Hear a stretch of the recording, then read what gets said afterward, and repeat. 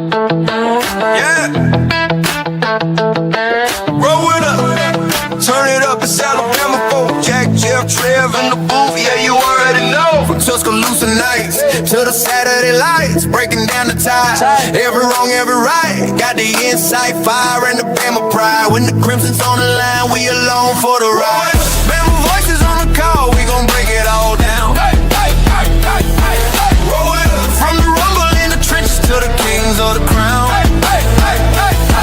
Roll it up. Yeah, the tide runs deep and the show runs strong. Jack, Jeff, Trev, keep it rolling all season long. Every snap, every play, every headline drop. If it's Bama on the field, you know we never stop. Fast take, big stakes, tide talk all day. Alabama by CFB, we don't play. Christian spirit in the air, let the good times flow. Times flow. Roll it up. Only one place to be when you love. Good evening and welcome to the 69th edition of the Alabama Crimson Tide Live call-in show from yours truly, Jackson Johnson. Jeffrey Only Talk Sports will be here in just a little bit as we are getting ready for the 69th edition, 31 away from getting to the magic number 100. And let me tell you something, folks, you're going to be in for a wild ride as we are talking about Alabama football, Alabama basketball, all of it with all of you, all right here on Alabama with the Voice of College Football. And this episode is presented by FanDuel, where you can get top-notch predictions in the world of college football. Matter of fact, so way too early college football predictions, as you'll see the national championship prediction. You know, just kind of like looking up who's got the best odds. Well, we've got Notre Dame, Ohio State, Texas, Indiana, Oregon, Georgia, Miami, Texas Tech, LSU, Texas A&M, and Alabama. Alabama's got the 11th best odds. We've got it all right here on Alabama with the Voice of College Football. Me personally, I think the odds are a little bit low on Alabama, but that's just me. But we'll definitely wait and see what happens. But I'll be honest, you know, because Texas A&M, do I think they're going to get it done in the postseason? We don't know yet. We know they'll come up short against Texas, but will they come up short in the postseason again? We'll wait and see. I see the odds are high on LSU, but the odds are much higher on Texas Tech than they are on LSU. So we'll definitely wait and see what happens. And we've got Jeffrey Only Talk Sports. What's up, good buddy? I'm doing good, Jackson. How about you? I'm doing all right. Just getting ready for another exciting edition of the Alabama Call-In Show. And, of course, we've got the Godfather of the SEC here to start us off. How you doing tonight, good buddy? Yeah, I'm hanging in there, Jackson. Jeffrey from Only Talk Sports, where he talks sports every day. Or he tries to. I got it right. Hit the applause button, Jackson. Hit it. Oh, here we go. Let me find it. He lost the applause button. The show's just crap. Go on, let's go on. Jeffrey, what's going on? Doing all right. Definitely crazy weather going on around the country, and it looks like in some parts it's going to be wild this weekend as well. So it's been an interesting winter so far. They've got y'all.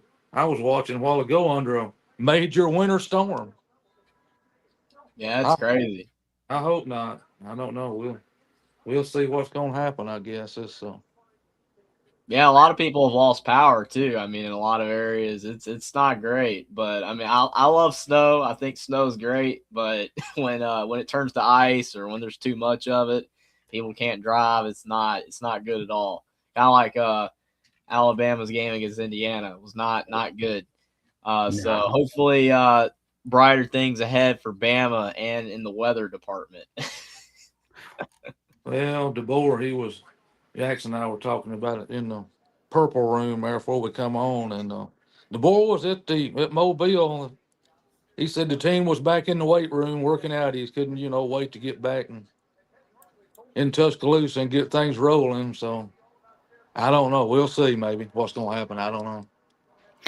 Yeah, because I talked about a little bit earlier where it's like the odds are on FanDuel are that Alabama has the 11th best odds heading into 2026. But I mean, I'm okay with that, honestly. It could be worse. Yeah, I mean, I think Alabama's name and the recruiting that we've done, we've had a lot of positive recruiting success, especially high school, is probably what's propping that up with FanDuel. I think the biggest issue with Alabama overall is the lack of experience. They have brought in some. I mean, they've tried, but there is a lack of experience, and it definitely seems like college football is trending in a direction, especially with college basketball. We've seen it as well, where the teams that have older rosters all across the board that have produced at a high level for years tend to do better. You still have to have 5 stars, overall, I think, to be a consistently great program. But Indiana showed that you can win a championship without it. It can be done. I don't know if it's sustainable. So definitely in the future, it'll be interesting to see how Indiana does. But at least with Alabama, since our recruiting is still consistently in the top 5 to 7, we're going to be in the conversation. We're not going to have a bad team. It's just the problem is I think that we have gone so far with the high school recruiting and not enough in the portal that there needs to be a balance. And I don't know if DeBoer and the staff have found the balance yet. I think they're trying. I mean, we've brought in some pretty solid transfers. I'm not sure if it's enough. Obviously, we're gonna have to wait months and months and months to see that next season coming to fruition, whether we're better or worse or what. But 11th best odds is not. That's just kind of like, all right, Alabama's got a shot because they're Alabama, but most years we would probably have the 3rd or 4th or 5th best odds, at worst. So 11th is not, it's not great either. When is it? What are they playing Saturday? Is the Senior Bowl Saturday? Mm-hmm. What Saturday. What time is it? About noon? Yeah, it should be a little bit later than that, honestly. But I know it's on the NFL Network. Right. Yeah. Where's it at? Mobile, Alabama. Yeah, they should be able to play. Yeah, they ought to be able to play this. DeBoer was there yesterday. He was taking a few questions and this and that, not really a whole lot. He answered a few of them, not many. I mean, I don't know. I hope this offensive line coach, gee whiz. What was that guy's name? I can't think of. We stole him from Kentucky. What was his name? It was offensive line coach up there. What was that cat's name? Well, we got Adrian Klein from USC as our new offensive line coach. I was trying to think of some in the past. I mean, I'm trying to think of maybe. I guess the best offensive line we've seen, I guess, falls back to the 2020 team. Is that what y'all agree with that? Oh yeah, I don't disagree with that. I think that Smith, obviously, at our receiver core and the O-line, and we had pretty good running back as well, is what made that team. Mac Jones was good, but yeah, there's a reason Devontae Smith won the Heisman for one. And that offensive line, he had so much protection. Same thing with Stetson Bennett when he was at Georgia. Like when you have a great offensive line, you can. It's not guaranteed you're going to win because obviously Iowa has a lot of years great offensive line play, but they just don't have enough skill position players that are good.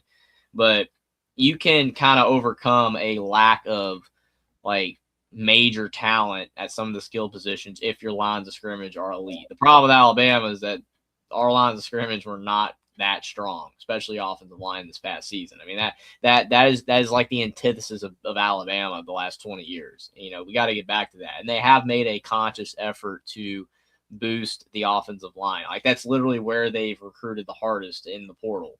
That's good, but we'll see how the results are with our new offensive line coach. I think it is very interesting. It seems strategic that DeBoer got rid of our old offensive line coach when he did, right after they signed all the guys that they just got.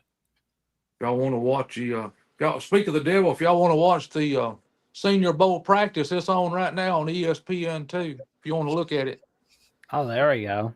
just came on there. You got some guys sitting right here talking. So Matt and Phil and Mike, I don't know. There's several of them. Lewis Riddick. So I guess we'll get to see a little bit of the practice here, Brian. I think I'll watch some of that, see what happens. Oh, there you go. Yeah. Okay, the IPTV on my laptop is retrying itself. Yeah. No worries. I'm not playing the sound. don't want Disney getting on me. Yeah. I don't know. Everybody else does it, and they hadn't got rid of their channel. So I mean, who knows? Yeah, I agree with you on that, Godfather. Everybody you turn on's got it on. So I don't think they're gonna do anything to you, Jackson. I wouldn't think so. If they do, we'll give them the mess around. Got to get the belt. Yeah, we'll give them some of these. As Fred told Esther, I'll put a knot on top of your head bigger than a natural on top of wig on top of natural. That's a knot right there when you get that. Oh, there you go. Hear that, Elizabeth Honey? Come to join you. Oh no, now they fighting. That's what I like to see. Y'all get into it, get at it. Oh, there you go. Bust your hands wide open on that helmet he's got on his head and see how much sense that makes. Go ahead and do There you that. go. Yeah. Anyway, I don't know. You cats always have a good show on Thursday night. I just come in here to hang around. The old man ain't got a whole lot to do except twiddle his thumbs and play the harmonica. We appreciate you for coming on the show every week, Godfather. It's always a great time, and the harmonica is the best part, especially when Caden is doing what he does. Oh, he's been hiding. So. Oh, yeah, he's hiding because everything that he foresaw did not get foreseen, man. I mean, literally Indiana, man. He was like, oh yeah, Indiana, I'm not going to respect them until they beat Ohio State and win a natty. Yeah. Well, they beat Ohio State, won a natty now. They beat Ohio State, conference champions, and won the natty. So where you at, Caden? Literally, Caden turned people into Indiana supporters. It is insane. Like, it is actually insane. Man, I think there's Jim Harbaugh down at the Senior Bowl. Get that dummy back to San Diego. Get him out of here, man. Take him to Michigan. Cheater. He's a cheater. There you go. He's a cheater. Stealing everybody's signs. They ought to be ashamed of himself. Shame. We don't do college. Shame, double shame. Yeah, double shame. I give him a double shame before I sign off. But anyway, you cats keep it rolling. We'll do it again. When's the next show? Next Thursday night? Y'all gonna do anything this weekend or just hang around? There might be some breaking news. I'm sure there's probably gonna be a live episode. Not sure, but we definitely could do something for a junior day for sure. Yeah. Especially if there's some commitments. It's gonna be cold down there this weekend. It's supposed to get down way down there. Yeah. Why do you think I've got like a bunch of long sleeves on right now? I got like a t-shirt. Okay. Yeah, I got 3 long sleeves on right now. Wow. I think the high for Saturday is in the teens for North Alabama up in here just for high. So it's gonna be real nice Saturday. It proves that it can get cold in the South. Yeah. It can get cold, folks. Quick. And quick. And cause a lot of damage quick.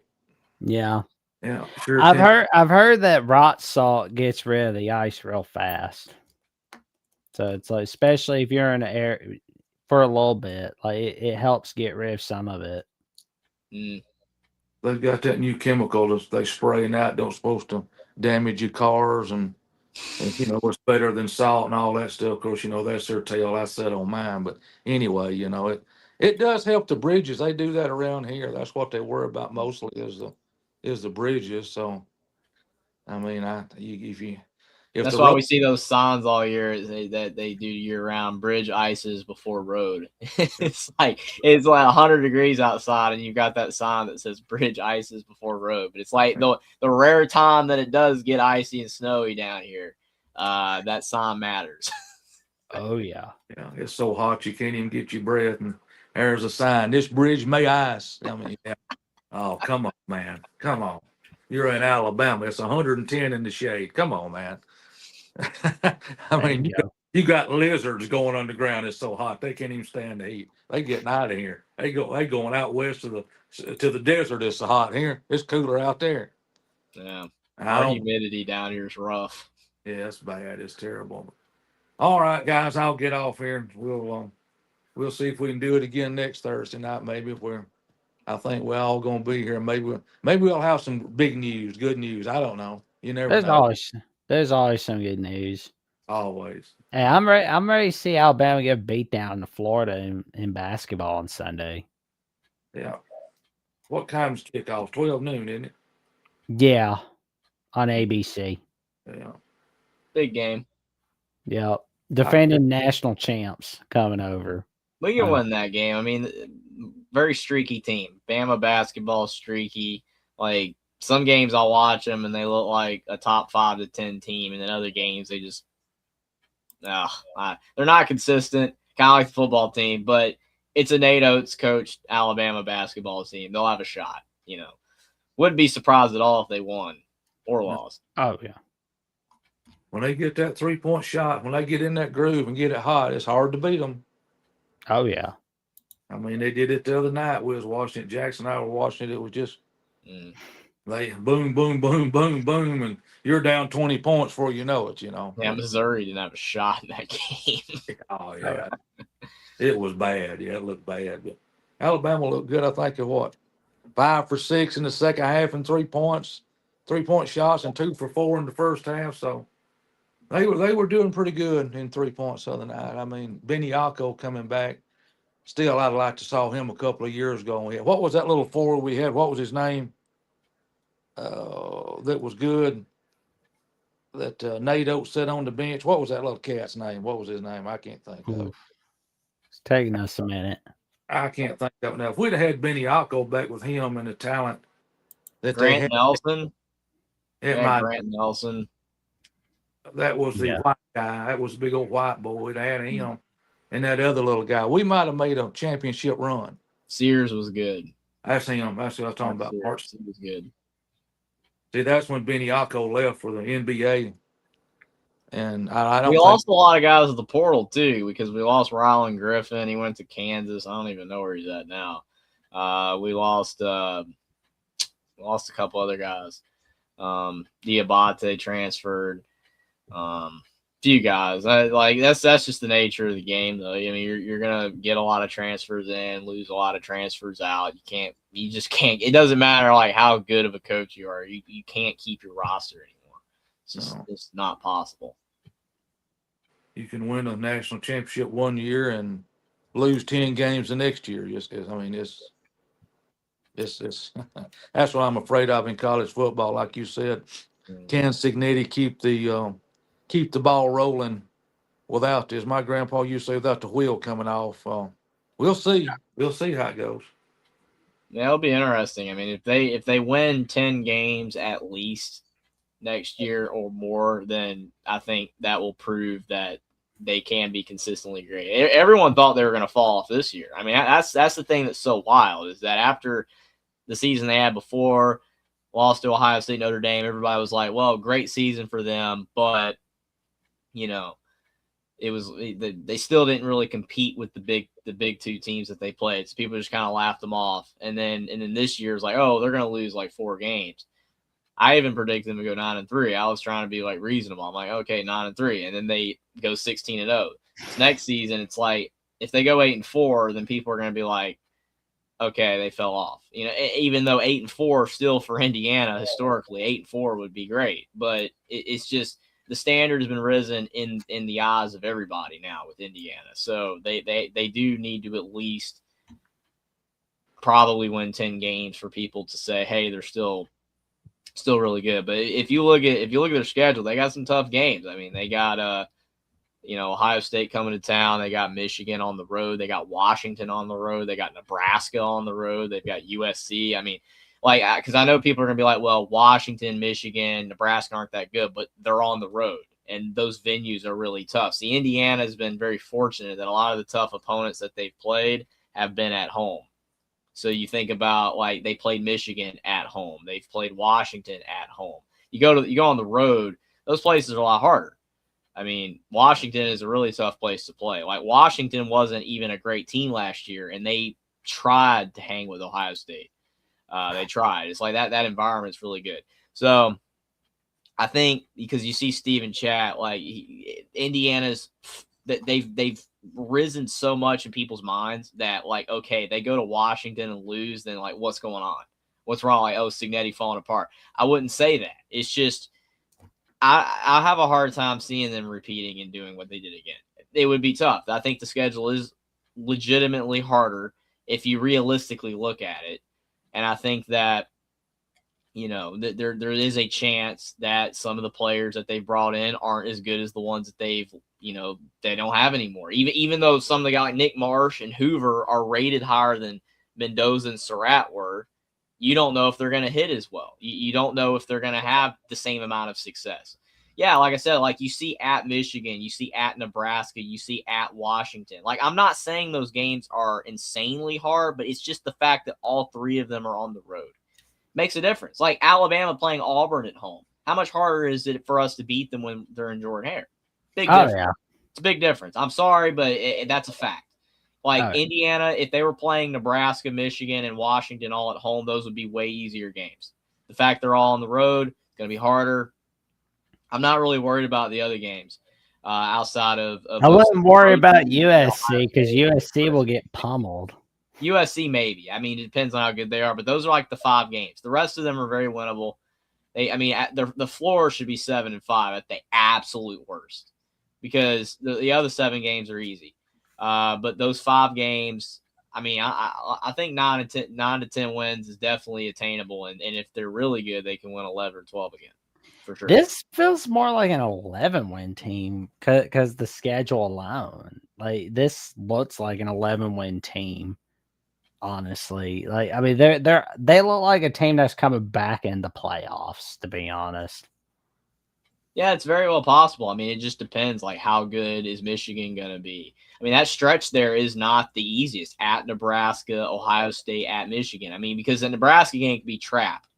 You know, like, oh, it's right before Ohio State. Are they looking ahead? Is Nebraska going to be better? You know, usually Nebraska at that point in the season still believes before they fall apart. So, again, interesting game. And then they play Ohio State. Then they have Michigan on the road after that. Like, it's just an interesting schedule. I mean, it's not unfeasible that Indiana can make the playoffs, but I think it's a tough schedule. I think the way it sets up is legitimately slightly tougher than last year, even though maybe last season's schedule you could say was harder. I think this schedule actually might be a little harder just because of where the games are placed. So. Well, and yeah, going to Washington's really tough, and and I just do not see USC winning a big game. I mean, it's like, yeah, I'm sure like they got a lot of talent, but USC's not a team that's just going to win a big one. They're just going to come up short. If it was at USC, that one would be harder, but it's at home. I mean, Indiana hasn't lost at home under Signetti, and the only game on that schedule that they could lose at home probably would be the Ohio State game. The rest of them are very, very winnable. Those three road games, again, it's the venues they're at. I mean, if they were playing at Northwestern, if they were playing at Purdue, if they were playing at Minnesota, that was like whatever. But they're playing all those teams at home, so they should win those. It's just at Nebraska, at Michigan, at Washington. Circle them. Just tough venues. If Indiana's legit, they should beat all of them. But again, will Hoover hit like Mendoza did? And even Rourke. I mean, even if Hoover is as good as Rourke was, then Indiana's going to be very good. But you never know. So it's going to be interesting. I mean, it's the same thing with Alabama. If you want to, since we're looking at schedule, you can flip over to Alabama's schedule if you want. I mean, like, it's if Keelan Russell hits, like, is he or Mac, because everybody keeps saying Mac. I mean, you look at the schedule. I mean, you see some games on there, like Kentucky on the road should be fine, but it is early in the season. At Mississippi State should be fine. You got Georgia at home this time. That's good. At Tennessee, I mean, we don't know how good Tennessee's. Alabama's not beaten Tennessee and Knoxville since 2020. Like 2022 and 2024 have resulted in losses.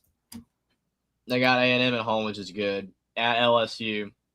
And I I don't know. mean, I don't know. Is that LSU? Vanderbilt on the road. That's the last road game of the year. Is LSU a night game or a 2:30 game? Have they even got anything? I posted? don't think that's going to be a 2:30 game. I mean, we'll know more by the end of May or the start of June. Well, They see, usually what the thing is when the SEC was on CBS, they used to have it at 3:30, the big game, and Alabama would get the big game almost every week. Now that it's with ABC, you either get the 3:30 game or the 7:30 game, and a lot of times they want that 7:30 game to be the big game. So Alabama LSU probably will be at night. Well, that's what. Yes, that'll be a good. Right. Spot. Always they classic yeah. win night at down there in Tiger Stadium. So we'll see what happens. Yeah, Davis Constantine 24 says first year team I'm more interested in is how Lane will do since he's had losing first seasons everywhere he's been since, which makes DeBoer look great. Well, I mean, I think that Lane is going to have a winning season at LSU. Yeah. I mean, he got too much in the portal, man. I mean, it's like Texas. If you're going to get that much in the portal, like LSU should You got to win win. 9-10 games. Should at worst. I don't know their full schedule, but I mean, come on, like Levitt. I mean, you would have it'd be major injuries. It would. I mean, that the end of their schedule is kind of hard there. If you scroll back down, I mean, you've got Alabama, you've got Texas, you've got at Tennessee. That's a tough 3-game stretch there. Yeah. But I mean, you at least win one of those games. The rest of their schedule, I mean, they should win 9-10 games. yeah. They should. Yeah, that's kind of to an advantage for Alabama if they're beat up. Could make a difference. Depends on how beat up the teams are. I mean, I don't know. The success he had in the portal, he puts it all together. They may be a dangerous team. They may be hard to beat.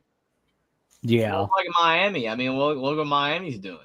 I mean, people talk about how good Cristobal is. I'm not saying that Cristobal is awful. I also don't think he's a great coach because I've seen so many mistakes from him.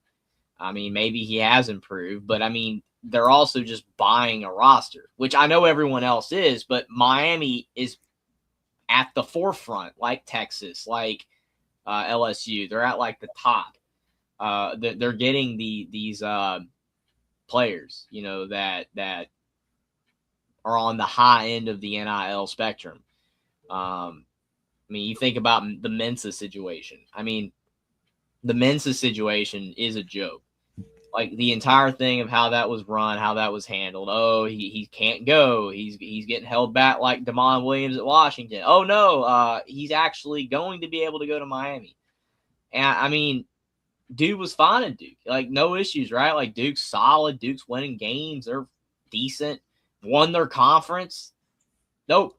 Miami, because again, money, and I don't blame Mensa, but I mean that's the only reason. Like, okay, I see posts on Twitter, people or X or what people say, oh, Mario Cristobal is a great recruiter. I'm like, you do realize that he was at Oregon and he's at Miami, right? Two places where they got deep pockets. That's why he's landing these players. Like, I'm not saying Cristobal's bad. I'm just saying that you're starting to hype this guy up now when 3 years ago we saw dude blowing it against Georgia Tech over timeouts. Yeah. Okay, not using a timeout and not kneeling the football and all this other type of crap. So I'm just like kind of like pump the brakes on saying Cristobal's this elite coach. Because I think if you take NIL out of the equation, if you take money out of the equation, I don't think that his recruiting would be all that good. I really don't. I don't. But that's my opinion. Again, people can disagree with me and think he's right behind Signetti and Smart and Rondé is the best coach. I disagree with that. I would put 4, 5, 6, 7 other coaches in front of him. Their recruiting is good because they're paying for the players, and that's what everyone else is doing. Fair. But again, calling anything else but is kind of an oversight.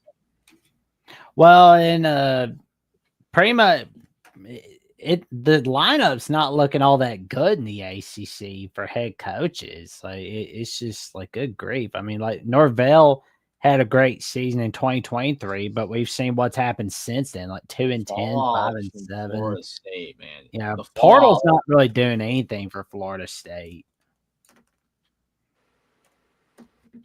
I don't know. I mean, Florida State just called Alabama flat-footed. I think. You play that game 10 times and give Alabama a couple, 2 or 3 games under their wing. Florida State might win 1 out of 10. Yeah, I mean that's why again the head-to-head thing just is annoying because I know like Steven's gonna be like, oh no, he's doing it again. I know, but because again the head-to-head, I know what matters. I know you got teams identical records, all that stuff, whatever. But head-to-head, it can only go so far because Alabama clearly superior team to Florida State, but we lost. They beat us. Good job. But it was week 1. We played like crap. Todd Simpson wasn't ready. Rest of the season, Florida State showed who they were. Yeah. They showed exactly who they were.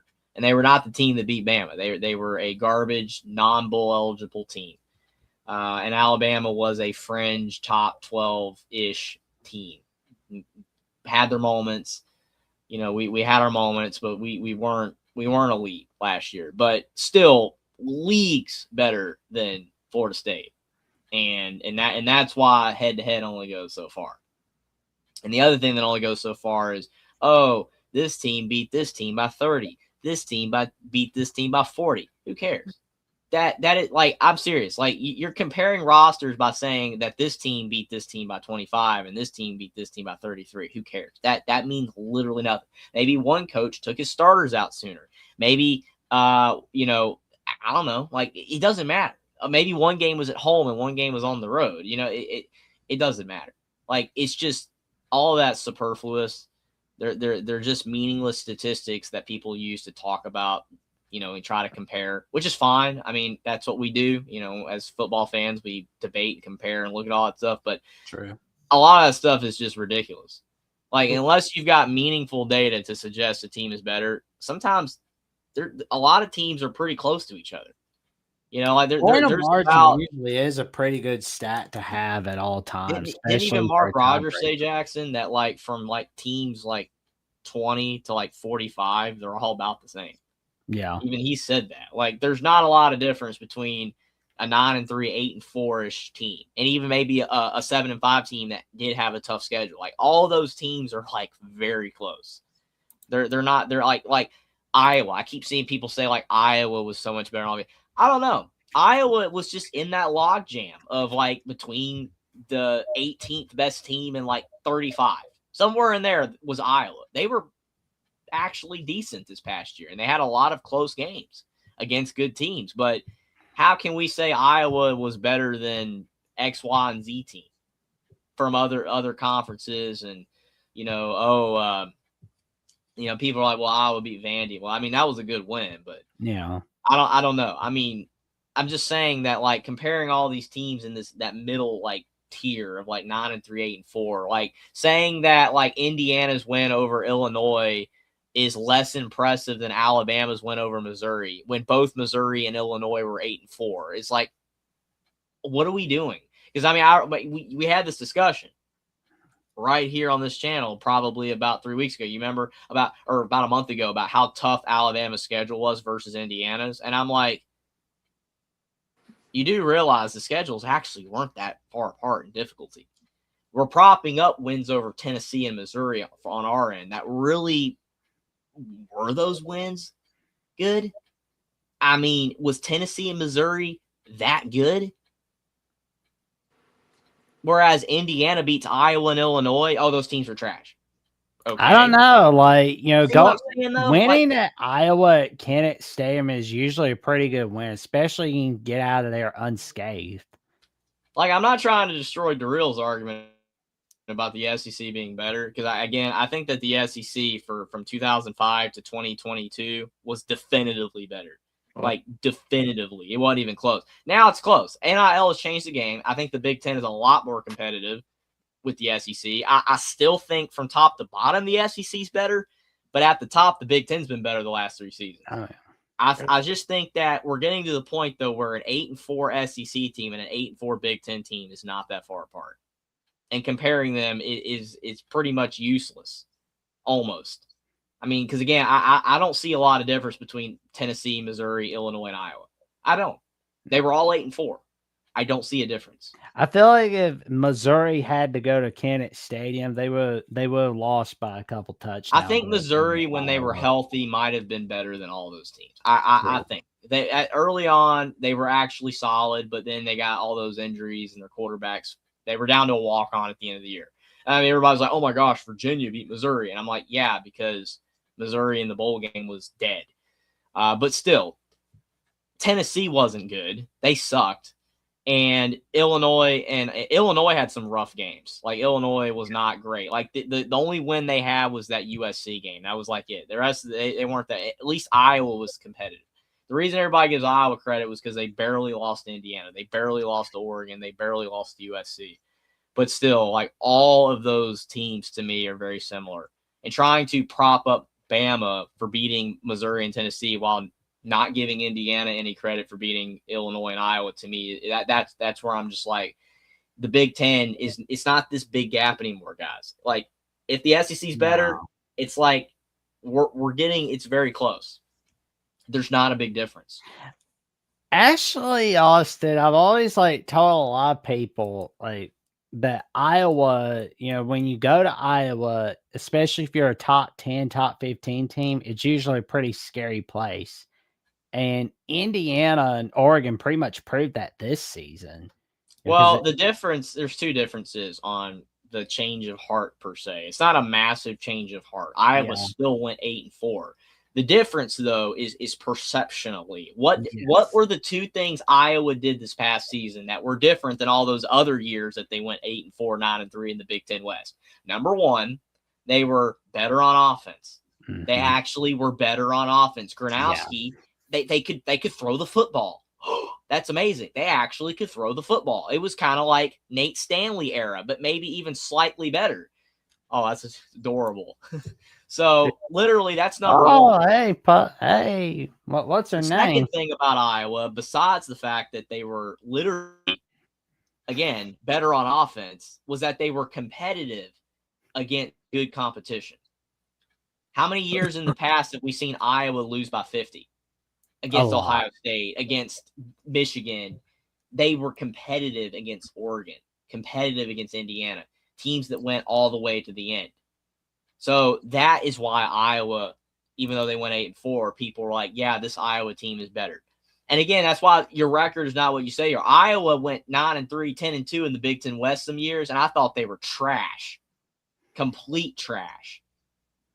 But this past year, at least Iowa competed against good competition. And this comment from Austin about Indiana being the Carolina Panthers of college football, that's inaccurate because Indiana now is a natty, and Carolina Panthers have only made 2 appearances and lost.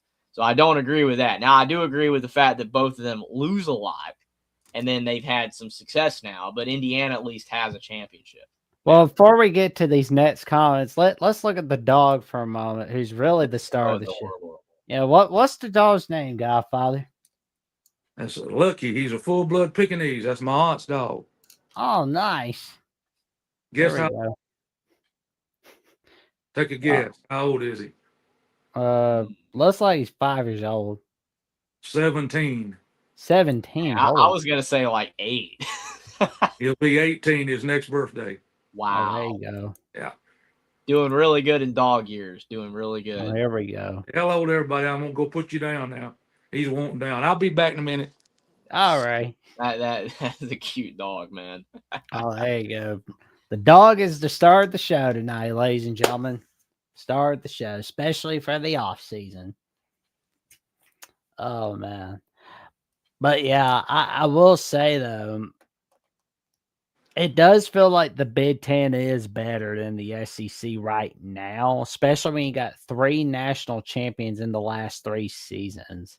It's the bottom of the league that people are like, all right, because the bottom of the SEC, like there are years like Florida right now is basically the bottom of the SEC right? Like they're bad. Like Florida's really bad. They're going 4-8 and 5-7 every year. But there's a big difference between Florida and Rutgers. Yeah. That is your difference. That I keep telling people this. That is your difference. The just means more thing is the fact that the teams in the SEC that are bad, their fan base cares more than the Big Tens. And until the Big Ten gets in that area, like Northwestern and Rutgers, those type of teams, Maryland has no fan base. Maryland don't care. Maryland sucks. And Maryland, even when they were decent, they couldn't even get that place full. And it's a small little stadium. The Arkansas of the SEC, the Floridas, the Auburns, even Mississippi State, cowbell. Does Rutgers have that? No. That's the difference. That's the only reason why people are still saying that the SEC is better. I'm not saying that makes the SEC better at like product on the field, but it's that fandom and that interest that just is like if you start seeing Arkansas games and Florida games where it's empty, then the Big Ten is completely in all aspects better than the SEC on the field, fans, everything. That is the difference. The Big Ten at the top now, Oregon, Ohio State, Indiana, Michigan, before the cheating thing blew up after all that. Now they aren't good with Harbaugh left and everything. Penn State when they're good, those type of teams at the top, they got great fans. I mean, I can't believe saying Indiana's got great fans now. Now they care. So Indiana's fans are great. They care. There's all that good stuff. But the teams at the bottom in the Big Ten have fan apathy. They don't have any fans. They don't care. Their team sucks. And they know it. They know they suck. They don't care. They can't even sell out a 40,000 stadium, arena, whatever. Whereas, again, South Carolina sucks most of the time, but their stadium is 75,000 people sold out all the time. Florida holds 90,000. It's sold out all the time. Jordan freaking Hare, they suck. Auburn is trash. And their game, especially against the two big teams, sold out. It's loud. It's a great environment. It's must-see television. They compete. That's the difference. The SEC is performing worse on the field than the Big Ten. Basically all across the board, even in the middle. But the teams at the bottom in the Big Ten do not care about football. And Indiana used to be one of those teams. The difference is if the Big Ten gets more Indianas. Will Illinois, will Maryland, will Rutgers embody football? And then it grows. If they get to that point where they're competing with the SEC with fan engagement and interest and showing up to the games and the monetary value that accumulates from that, the Big Ten will have fully surpassed the SEC. They're only surpassing them right now on the field because they're winning natties, and even in bowl games they're winning. But the fans just are not good on those small, the lower tier Big Ten teams. They're terrible. And I understand, like, people are disagreeing in chat, but I mean, I don't see how anything I just said was wrong. I don't. I mean, like I said, everybody it's right. It's full to disagree. Again, I understand people are looking at product on the field, and I have just said that the Big Ten is performing better on the field right now. But there are still categories that people can argue for why the SEC is better. And that one just sticks out like a sore thumb. South Carolina, Florida, Auburn care a lot more about football than Northwestern, Maryland, and Rutgers. Those are pathetic places for football engagement. Pathetic. There we go. See that cat from Arizona State? You see him, Austin? 58. Oh, man. Yeah, 6'7", 325, and he can move. That's the kind of lineman Alabama's got to find. He's got wheels under him. He can pass block. He can run block. I mean, I don't know. Alabama's got to I agree, the whole offensive line, structure, coaches, and they're starting it. It has to be revamped because I think it's the worst part of the offense myself. I say it is the worst part of the offense. Right or wrong? Yeah, and the thing, Steve's comment about the Big Ten is markets in LA, Chicago, New York, SEC, small cities. The problem with that is that the only reason that the Big Ten has those markets that you just said is because they acquired teams recently to gain that. Again, that is where the Big Ten has made up the difference with the SEC. Okay, the only reason they added Rutgers was for that New York market, and Rutgers sucks. Sorry to our good friend Adam Lamparello. and Gabriel Pickup. Nothing against those guys are awesome, and there's some good Rutgers fans out there, and they have some good sports every now and then. But overall, they're not good, man. They're just not. All right. And what is that market? I mean, New York, you've got the Knicks, you've got the Jets, the Giants, the Rangers, also the junk. Okay. The Yankees, the Mets. Yankees, Mets, all these other sports. The Rutgers, New York market means nothing. It means absolutely nothing. Okay. Outside of, wow, the Big Ten network now is on cable, which I thought people didn't have cable anymore. I thought everybody had streaming services where you could be in Timbuktu and literally have the Big Ten network. So why does that matter? I understand they made the move in 20. The point is Rutgers doesn't do anything. Did you see the report about how Rutgers is like negative $1 billion in debt or whatever? It's some ridiculous figure. I don't know what the figure is. Millions, hundreds of millions. They're in debt. That's hilarious. That Rutgers is losing money being in the Big Ten. They're so bad that they are losing money. Okay, which I don't even know how that's possible. But Rutgers is nothing. So you got Steve saying Chicago has always been Big Ten. That's fair because it's a city that's around a bunch of stuff. But guess what? Northwestern doesn't help that either. That's because of Indiana. That's because of Illinois. Teams that were already there. It is not Northwestern. Trust me. Indiana basketball plays at Northwestern all the time. And that stadium is full of Indiana fans, not Northwestern. So that doesn't matter. And then they added USC and UCLA recently to get LA. But again, the Big Ten has these markets. That doesn't mean that they're better.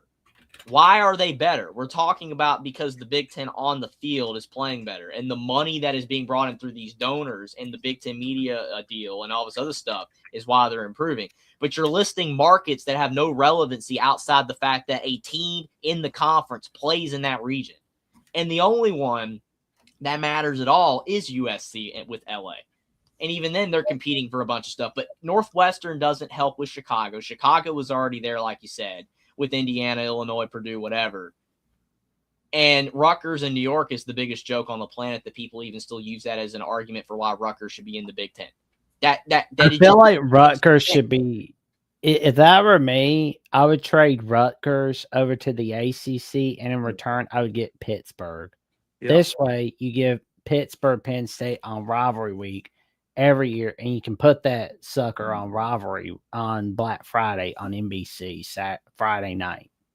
That's fair. And you got Maryland, too, in the D.C. market. I mean, in Baltimore and all that, and it's like amazing. But again, Maryland's not good.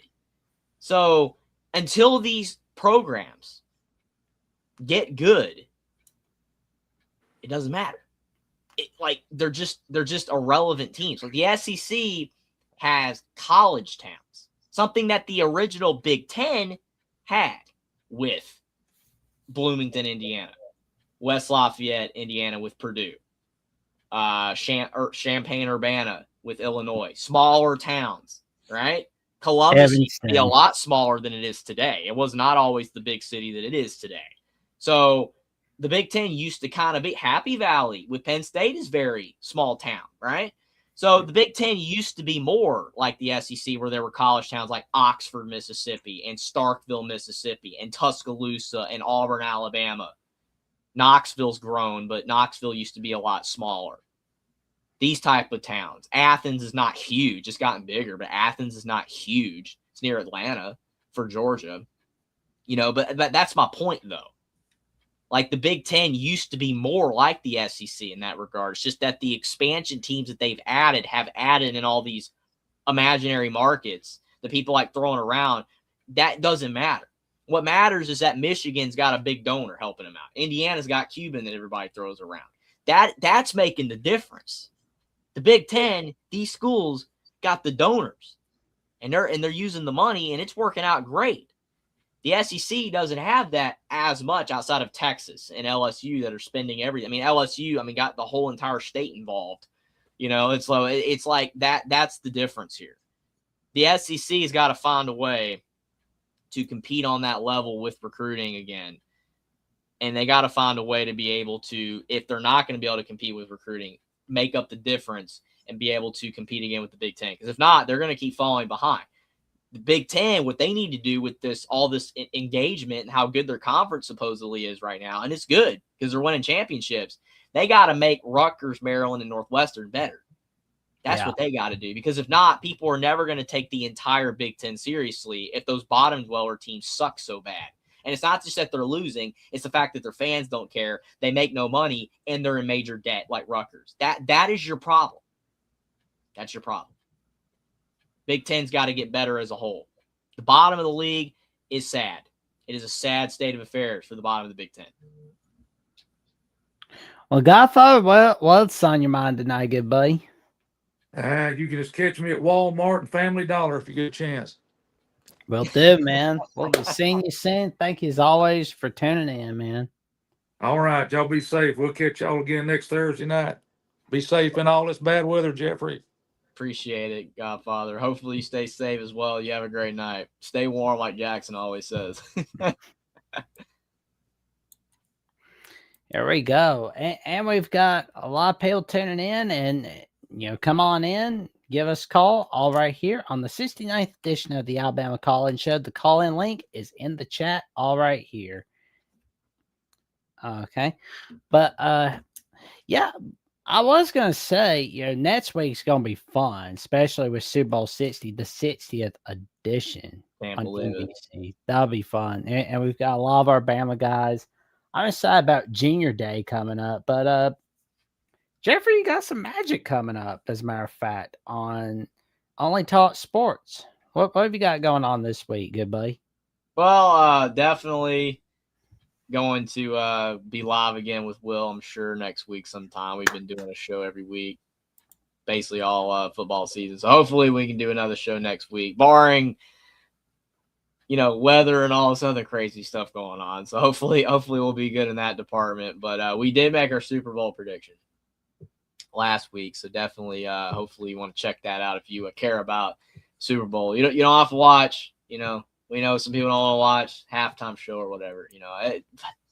People watch the halftime show the last 25 years anyway. If you're watching the Super Bowl, hopefully you want to check out the prediction. Me personally, if I'm watching a Super Bowl, somebody's like telling me, "Guess who's in the halftime show?" I just go, "I don't care." Dude, it could be Beyonce. Puppy Bowl, man. It could be Beyonce, and I'm not gonna care. I'm not gonna care. It's nothing against Beyonce, because but still, I'm just like, I just want to watch the game. That's it. I just want to keep an eye on it. I mean, if it had some classic music on, I'd watch it, but no. So definitely, if you want to check that out, I would appreciate it. Follow me on X if you haven't already for updates on new shows I've got on my channel and when I'm live here on Alabama, the Voice of College Football. Most importantly, definitely appreciate the support of Alabama, the Voice of College Football. You guys have been amazing. We've hit the 3,000 mark, trying to get to 3,500, 4,000 subscribers. So we appreciate the support. You guys making an awesome show. Sorry to tap out early, but gotta get some sleep, and Jackson will keep the show rolling for a while longer before he's got to go to bed as well. But do appreciate everybody, and as always, roll Tide, roll. Appreciate it. See you on Monday, Jeffrey. You have a good one, Jackson. You too, man. All righty, and of course, and like I said, everybody, come on in. Call in links in the chat. Want to come in? We'll be talking for a little bit, as long as you want to talk. We'll keep it on the 5-minute mark or the 10-minute mark for callers, but no worries there. But while we wait for callers, we'll go ahead and tell you about the YouTube membership tiers of Alabama with the Voice of College Football. For $2.99 a month, you can become a Crimson Faithful member, where you'll have a loyalty badge next to your name in the comments and in the live chat, custom emojis to use in the comments and live chat, and you get member shout-outs. For $4.99 a month, you can become a Savior Disciple, where you'll have priority replies to comments and access to monthly hangout from yours truly, Jackson Johnson, Jeffrey at Only Talk Sports, and our guy, Trevion Ware from Bama Hammer at Bandsided, who tunes in on Mondays, Tuesdays, and of course, when there's breaking news, all right here on Alabama, the Voice of College Football. And for $9.99 a month, you can become a Bear Bryant legend, where you can connect on social media with each of us and give out content requests of any kind. And neither rain nor sleet nor snow nor the weird weather of Alabama will put a stop to us from fulfilling your content requests all right here on Alabama with the Voice of College Football. Alrighty, so I found something earlier tonight from Brett Greenberg. As the number one cornerback of the 2027 recruiting class, John Meredith is returning to Alabama on Junior Day. He hosted Coach Bo earlier this month. He's one of the 3 top-ranked prospects with Elijah Haven and Monshawn Sells coming in on Saturday for Junior Day. Because I can tell you right now, you want to see a junior dog? That is a junior dog right there, man. Let's watch some more of John Meredith, shall we? And for those that are just tuning in about him, he is a cornerback. He is 6'2", 175 pounds, from Fort Worth, Texas, North Crowley High School, and the number one cornerback of the 2027 recruiting class. And, they say he's, Texas A&M, Penn State, Texas, Ohio State, Oklahoma are looking for him. But I can tell you right now, it's a fun ride. And, the scouting summary from Cody Belair from Rivals and On3 is that he's a long and dynamic corner prospect with elite length and top-end spin kick. Cover any body type at receiver that lines up against him. 6'2", 180 plus pounds with 33-inch arms. Ran sub 22 in the 200M and jumped over 43 feet in the triple jump during his sophomore track and field season. Has speed and hip fluidity to cover more sudden receivers and the physicality and length to handle bigger bodied options. Excellent ball skills and ability to attack the football in the air. Needs continued developing footwork and instincts and man coverage, but has all the physical and athletic tools coaches covet at this position. Now let's go ahead and watch these highlights, shall we?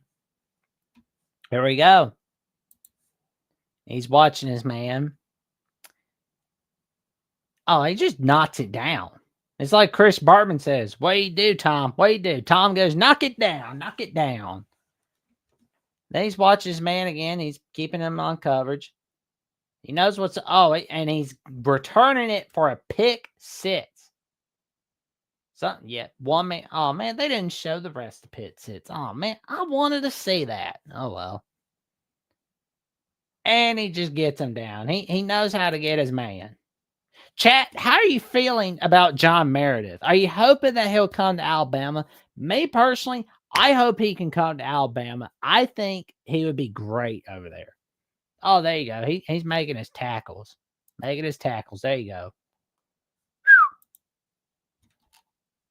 Yo.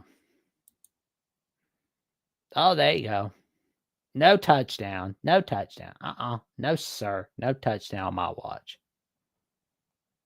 Got to bring out that genjutsu. He's going for a tackle. Well, I thank you, Davis.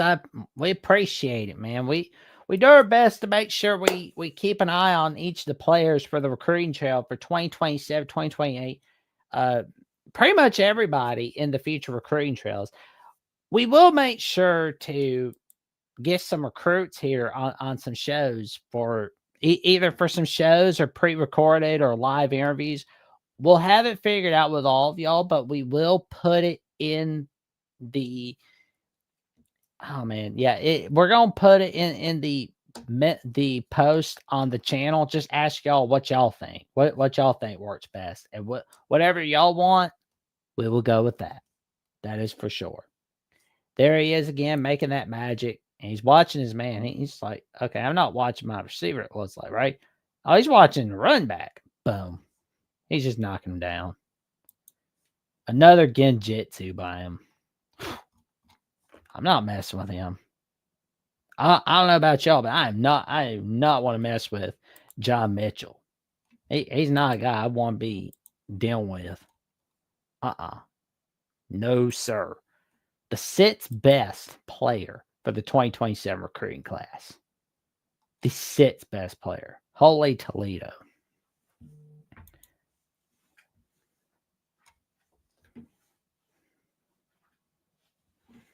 There we go. He's watching his man. Watching his man again. Boom! Gets him down.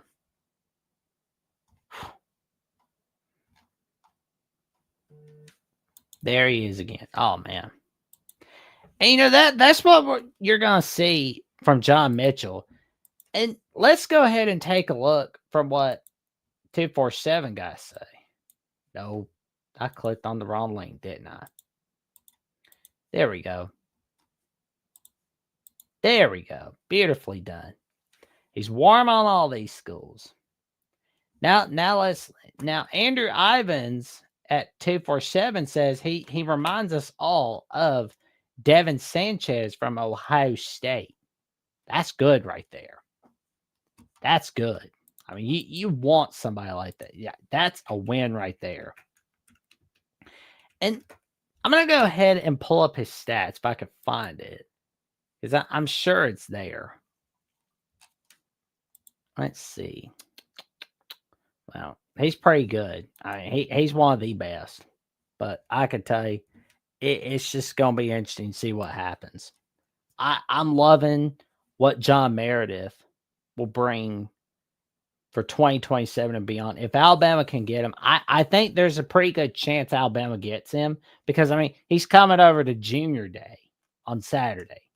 I'm not saying it's final. I'm just saying that I think he can commit to Alabama. I am looking forward to seeing what will happen. I mean, we believe we can get Elijah Haven and Monshawn Sales. And whatever happens on Junior Day, we will keep y'all updated all right here on Alabama, the Voice of College Football. All righty. Like I said, the call-in link is in the chat. So if y'all want to call in, it's all right there. We will keep it for about another minute if there's no callers or so. But while we wait, we'll go ahead and tell you about the merch store of Alabama with the Voice of College Football.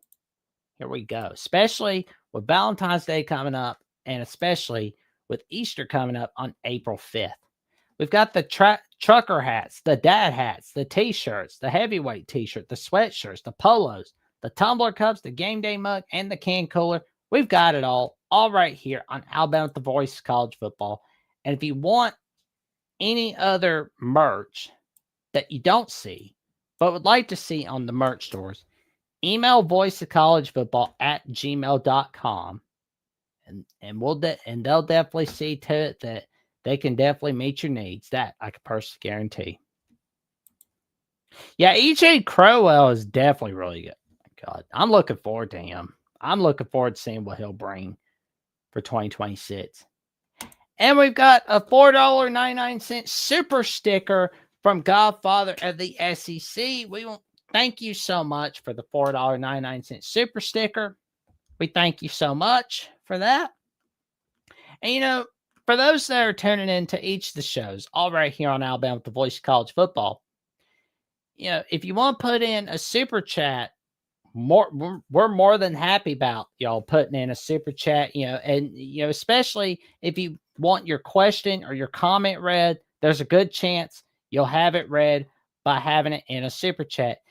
If you can't be able to put in a super chat or become a YouTube member of Alabama with the Voice of College Football, no worries. That's okay. That's why you like, comment, subscribe, click on the notification bell so you never miss another video whatsoever, all right here on Alabama with the Voice of College Football.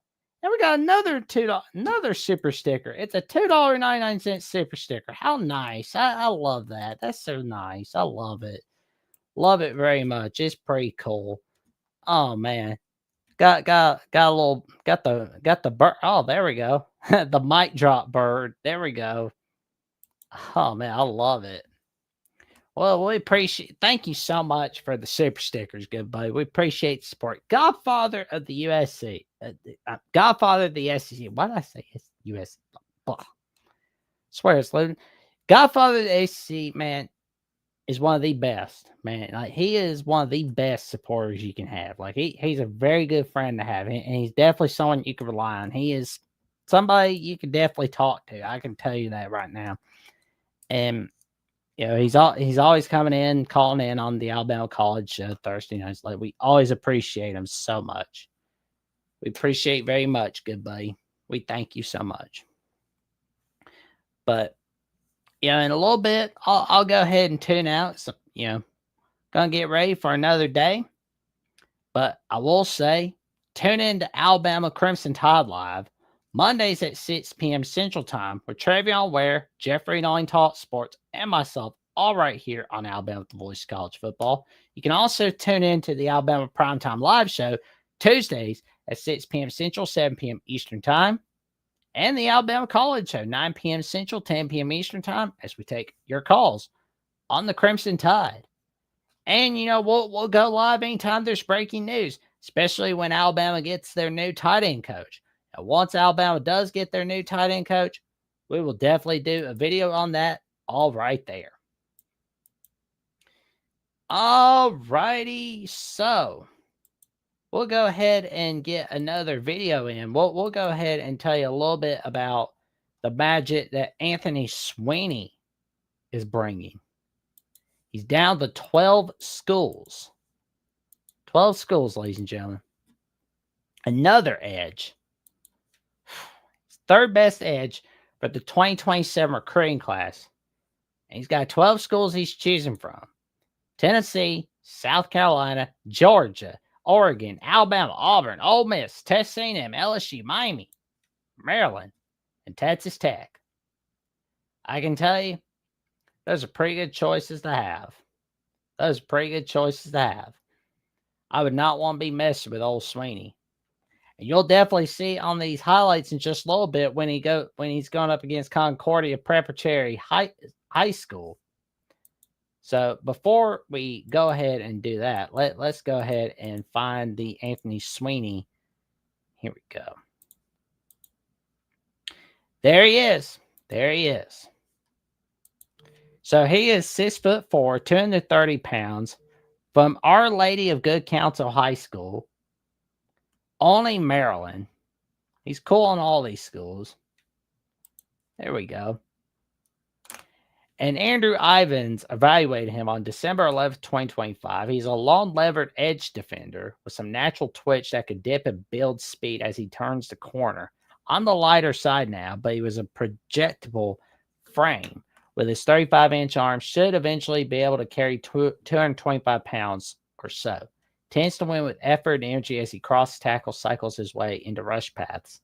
Improved strength between sophomore and junior campaigns, but still needs to find some shut power as he can struggle to disengage once opponents get hold of him.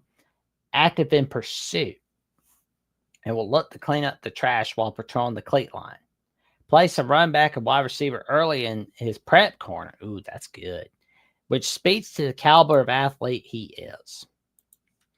He's got to improve that technique. Yeah, and he should be a potential game wrecker at the Power 4 level. Oh, 100%, no doubt. Oh, my God. 9 tackles for a loss, 7.5 sacks, 1 forced fumble, 49 tackles. Good grief. Oh, man. He's good. Well, let's check him out, shall we? Here we go. There we go. And then we're going to see his sophomore highlights from 2024 season. Because this is like one of the few 2025 season highlights we've got of him at the moment. So let's check him out. Boom. He's getting them down. He told the running back he was about to get down. He was about to get down. Oof. And let's see, Sweeney making it. Oh, man. What's the referee afraid of? Good grief.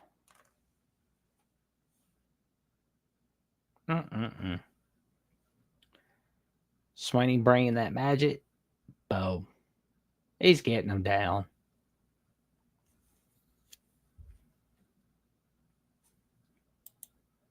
Oh, here we go. He's going to say, "Hut." There you go. Safety.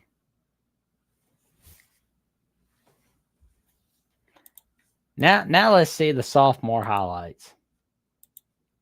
There you go, like a chicken nugget. That's right, Godfather. That's right. That's right, man. Let's see his sophomore highlights.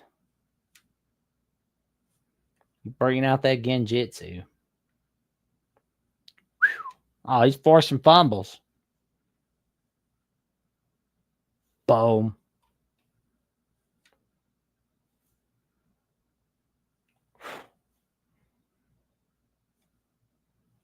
There we go. He's just tackling. He's getting them. Getting them. I do not want to be on his bad side. I tell you what. I would not want to be. That is a no. Would not want to go up against him.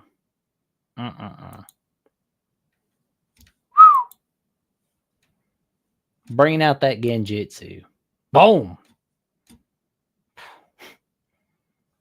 Oh, there we go. He's watching his man. Boom.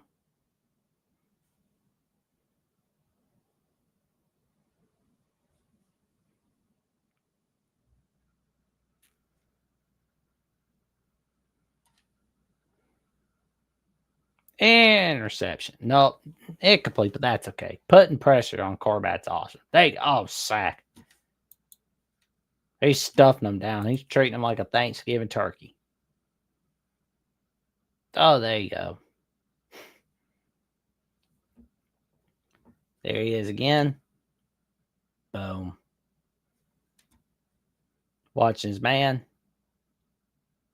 Boom.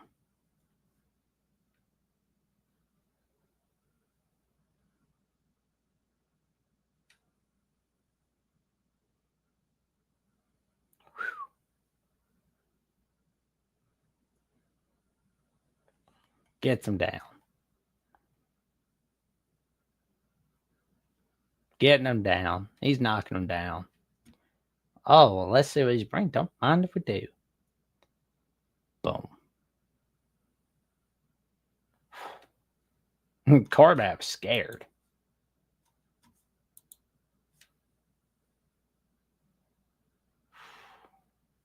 Boom.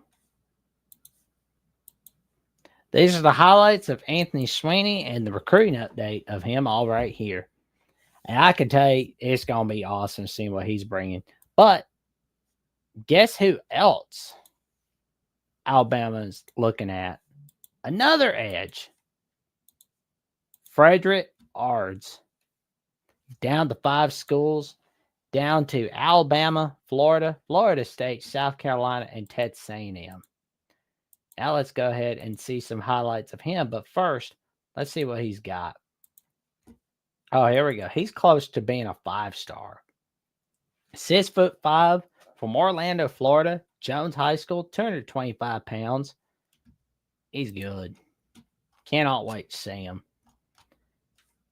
And now let's show the highlights of him. Let's go ahead. Here we go.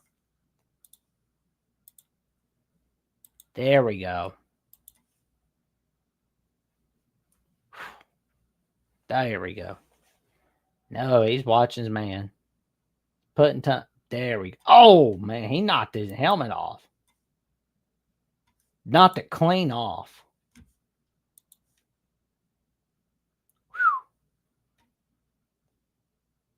There he is watching his man again. Boom. Fumble.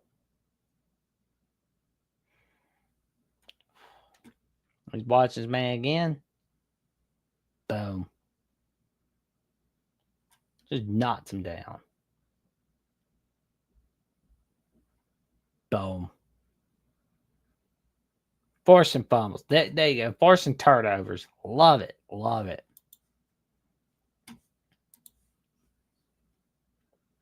He's just watching his man. There we go. He's watching his man. Just knocks him down. He's just knocking guys down on their butts.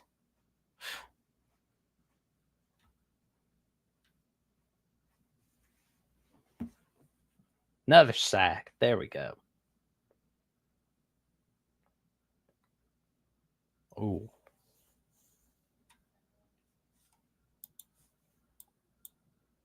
Here we go.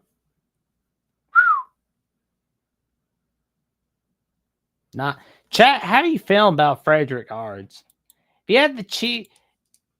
have to choose between one of these 3 edges that I'm showing film footage of tonight, you have to choose between Anthony Sweeney, Frederick Ards, or John Meredith III. Which would y'all want? Me, I can take any one of them or get all three of them personally. And one of them's all right with me. They're good. Oh, he's knocking a running back down. There we go. There we go. Boom. Knock him down.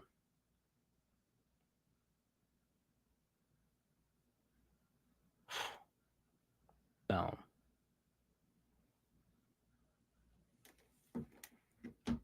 Watching his man. Watching his man. Boom.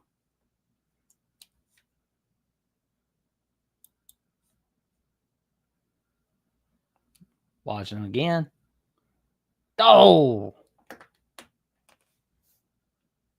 Boom.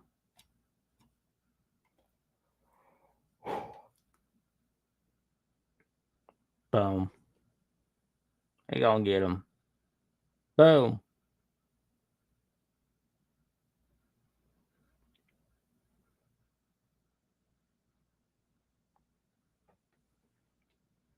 There we go. Oh, man. He's getting them. Those are the highlights of Fred Art. Ooh. Ooh. You like Frederick Arts, huh? All righty. That sounds good to me. I mean, I'm cool with any one of them, really. I like them all. I want one of them, two of them, or three of them. But I know it feels like we're gonna have to pick one for sure. But I'm excited to see what Junior Day will bring. I'm excited to see what the upcoming recruiting class is going to bring, the 2026 class. I'm excited about the 2027 class, about what it's going to bring. Because as of right now, the Alabama recruiting class for 2027 is at 12. I believe it's obviously going to be much higher than that. It can reach top 3, top 2. I believe it can. Over time, it will. But I'm excited about what these guys will bring. Crossing my fingers to see what's going to happen for 2027. But, of course, next Wednesday is National Signing Day. And the 2026 class, I'm already excited about it because it's number 2, only below USC. That's pretty much it. Other than that, hey, Alabama's still in play for number one recruiting class. I can see that, but I'm excited about what Alabama's bringing for the future. I think the future is full of silver coins. And for those that tune in, thank you guys so much for tuning in. If you like these video clips down below, like, comment, subscribe, click on the notification bell so you never miss another video whatsoever. Alrighty, so that's the end for the night, it looks like. And if y'all want to check me out, you can check me out on Jackson Johnson 97 at YouTube, on my personal YouTube, where I've got my show, The Jacksonian, and I've got upcoming episodes that are coming your way, all right here. And you can also check me out on SEC at The Voice College Football. You can also check me out right here, all on Alabama at The Voice College Football with Travion and Jeffrey and myself. And for more updates what I've got going on, check me out on Jackson VOCFB on X/Twitter and Instagram and threads at JacksonJohnson543-908, especially since I've got some magic cooking on my world. Who knows, you might be seeing me doing some writing. Definitely be seeing me writing on a website or two. Don't know. But you'll definitely be seeing me. Like, you're going to be seeing me make some magic. And I'll be seeing you Monday night, 6 p.m. Central Time with Travion, Jeffrey, and myself. But I think we should be live on the weekend. I don't know, but we will be live. If there's any breaking news, we'll either be live or we will have a video ready for you on Alabama with The Voice College Football. And with that being said, like, comment, subscribe, click on the notification bell down below so you never miss no video whatsoever. And we will see y'all soon. And roll Tide. Good night, everybody.